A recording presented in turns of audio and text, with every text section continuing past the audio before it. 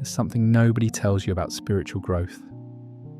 It can become the most sophisticated form of self-rejection you'll ever experience. And the worst part, it feels like you're doing something noble, something necessary, something that will finally make you good enough. You wake up, meditate, journal, set intentions, check in with your emotions, notice your triggers, do shadow work, practice gratitude, affirm your worth, visualize your best self, read another book about consciousness, listen to another podcast about awakening, go to another workshop about integration, and at the end of the day, you're exhausted. Not from living, but from constantly trying to improve the person who's living. Here's what I see happening. Spiritual growth, which was supposed to liberate you, has become another job, another responsibility, another way to feel like you're not doing enough. You've turned yourself into a project, an endless renovation that's never quite finished. Always one more issue to resolve, one more pattern to break, one more layer to heal. And the fascinating thing, the more you work on yourself, the more work you find to do. It's like cleaning a room and discovering more dirt with every wipe. The project expands to fill all available time and attention. There's always something wrong, always something that needs fixing, always some part of you that's not enlightened enough, healed enough, conscious enough. This is the trap. Not that you're doing the work, but that the work has become who you are. Think about what working on yourself actually means. There's you, the worker, and there's you, the project. The one who needs improvement, the one who's broken and needs fixing. You split yourself in two. The acceptable you and the unacceptable you.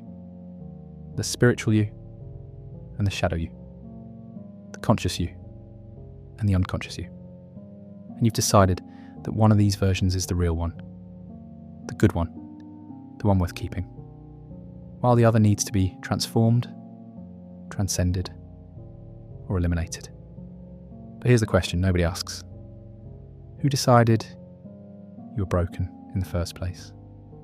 Not broken like physically injured, broken like fundamentally flawed, like your basic nature is wrong and needs constant correction, like simply being yourself without improvement or modification is not enough. Where did that idea come from? Was it always true, or did you learn it?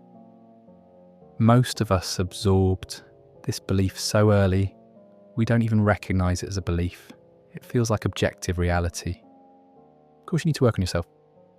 Look at all your issues, your wounds, your patterns, your ego, your shadows, your triggers, your resistance, your attachment, your avoidance. The evidence seems overwhelming. You're a mess. And messes need cleaning up. But what if that's not what's actually happening? What if you're not a mess at all?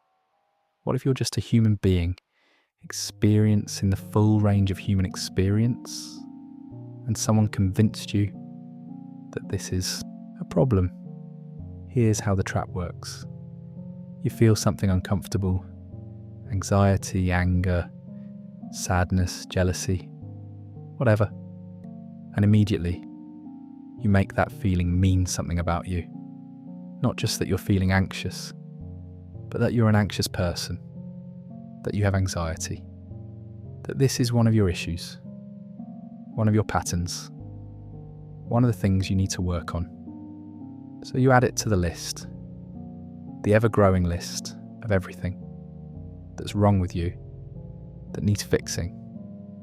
And then you get to work.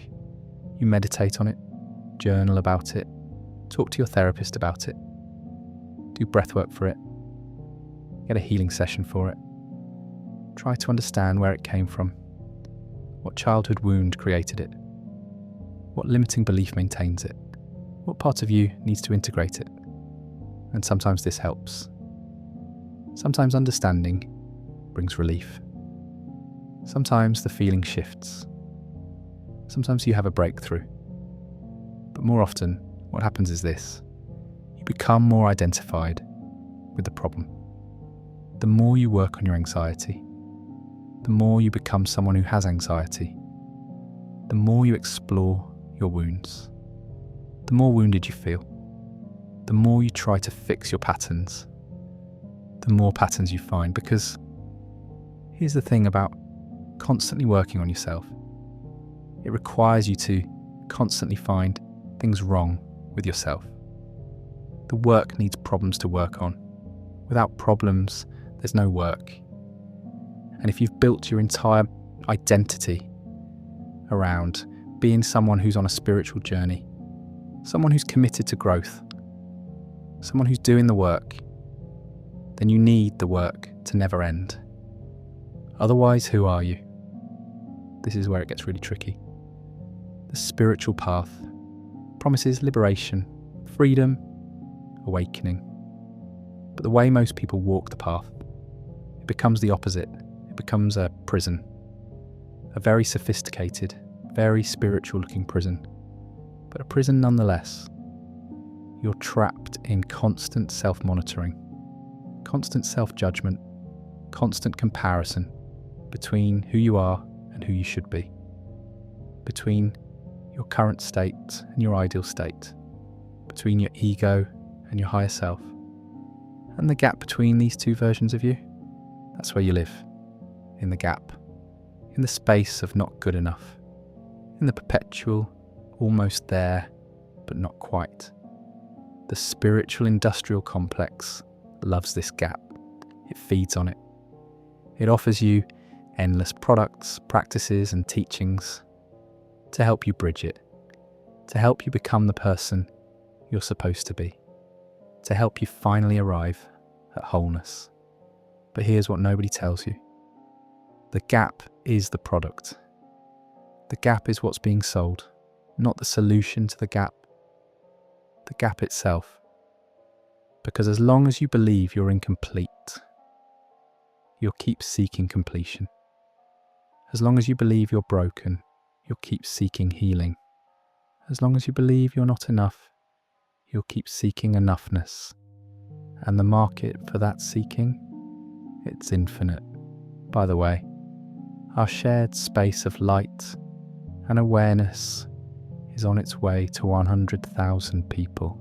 Thank you to everyone who subscribes and brings this moment closer. Now, I'm not saying there's no value in self-reflection, or in therapy, or in meditation, or in any of the practices that help you understand yourself better. That's not the trap.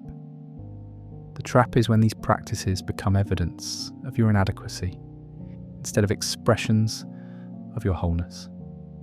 The trap is when spiritual growth becomes spiritual perfectionism. The trap is when the work becomes more important than the life you're supposedly working on yourself to live. Let me show you how deep this goes. When did you last do something without checking whether it was aligned with your values? Without analysing whether it was coming from ego or higher self? Without wondering if this was a pattern or authentic expression? When did you last feel something without immediately trying to understand it, process it, or transcend it? When did you last just be, without improvement, without optimization, without the background hum of self-surveillance, asking, is this the real me? For many people on the spiritual path, the answer is, I don't remember. I've been working on myself for so long. I've forgotten what it's like to just live without the work. And this is the saddest part. You've become so busy becoming who you're supposed to be that you've stopped being who you are. You've stopped trusting your natural responses because you're not sure if they're conscious enough. You've stopped following your desires because you're afraid they're ego-driven. You've stopped expressing your truth because you're worried it's not enlightened enough. You've essentially put your actual life on hold until you finish becoming qualified to live it. But here's the thing, you're never going to finish. The work is designed to never finish. There's always another level, another initiation, another awakening, another integration, another upgrade. You're on a treadmill, moving fast, working hard, getting nowhere. And the real tragedy, the life you're working so hard to become worthy of, is happening right now. While you're working, while you're fixing, while you're improving, it's passing by, unnoticed, unlived, because you were too busy preparing for it. So what's the way out? How do you escape the trap of constant self-improvement? Here's the paradox. You don't escape it by doing more work. You don't transcend the trap of working on yourself by working on yourself better. You don't solve the problem of constant self-improvement by adding "stop improving yourself" to your list of improvements. The way out is much simpler and much more radical. You stop, not forever, not as a new spiritual practice, but genuinely stop. Stop the constant evaluation. Stop the endless diagnosis. Stop treating yourself like a problem that needs solving. And you ask yourself a dangerous question: what if there's nothing wrong with me? Not I've transcended everything wrong with me. Not I've healed all my wounds. Not I've become enlightened, so now I'm perfect. Just, what if right now, exactly as I am, with all my messiness and contradictions and unresolved patterns, what if I'm not actually broken? What if all the things you've been trying to fix aren't flaws? What if they're just features of being human? What if your anxiety isn't a disorder, but a reasonable response to an uncertain world? What if your anger isn't something to transcend, but information about your boundaries? What if your sadness isn't depression, but appropriate grief for what's been lost? What if you're not a spiritual being, having a human experience that you need to transcend? What if you're a human being, having a human experience that you need to actually experience? This is where the real work begins. Not the work of improvement, but the work of acceptance. And acceptance is so much harder than improvement, because improvement lets you reject yourself while feeling virtuous about it. Acceptance requires something much more challenging. It requires you to let yourself be as you are, not giving up, not spiritual bypassing, not pretending everything's fine when it's not, but actually allowing your experience to be your experience without immediately trying to change it, fix it, or transcend it. It requires you to meet yourself with the same kindness you'd offer a friend. When a friend tells you they're struggling, you don't immediately launch into fixing them. You don't hand them a reading list and a meditation schedule and a list of workshops. You just listen. You're present. You let them be struggling without making their struggle mean they're doing life wrong. Can you do that for yourself? Can you be struggling without making it mean you're broken? Can you be confused without making it mean you're lost? Can you be imperfect without making it mean you're inadequate? This is the real spiritual practice, not the endless pursuits of becoming better, but the radical act of being here, as you are, now. And here's what happens when you stop treating yourself like a project. You start actually living. You make decisions based on what you want, not on what your healed self would want. You feel feelings without turning each one into a therapy session. You take action without checking if it's aligned with your soul purpose. You mess up without adding it to your list of patterns to work on. You become spontaneous again, playful, unrehearsed. You stop performing your enlightenment and start living your life. And paradoxically, this is when real transformation happens. Not the kind you can track or measure or add to your spiritual resume, but the kind that sneaks up on you when you're not looking, when you're too busy living to notice you're changing. Because here's the secret about consciousness. It doesn't evolve through effort. It evolves through relaxation, through letting go of the constant gripping, the constant controlling, the constant improving. Consciousness naturally expands when you stop strangling it with should-bes. Think about how a flower grows. It doesn't work on itself. It doesn't have a morning routine of petal affirmations and root chakra meditations. It doesn't read books about how to be a better flower. It just grows, because that's what flowers do. Not because they're trying to, but because when conditions are right, growth is natural. You're the same. When you stop blocking your natural growth with constant self-rejection disguised as self-improvement, you naturally evolve. You naturally heal. You naturally become more conscious, more compassionate, more whole. Not because you worked on it, but because you stopped working against it. The trap of constantly working on yourself is that it keeps you identified with the one who needs work. It keeps you playing the role of the broken one who's trying to fix themselves. And as long as you're playing that role, you can't step out of it. The only way out is to realise you're not that role. You're not the project. You're not the one who needs fixing. You never were. You're the awareness that's been watching this whole drama unfold. The awareness that's been here all along, completely untouched by whether you're healed or wounded, evolved or stuck, enlightened or ego-driven. That awareness doesn't need improvement. It doesn't need work.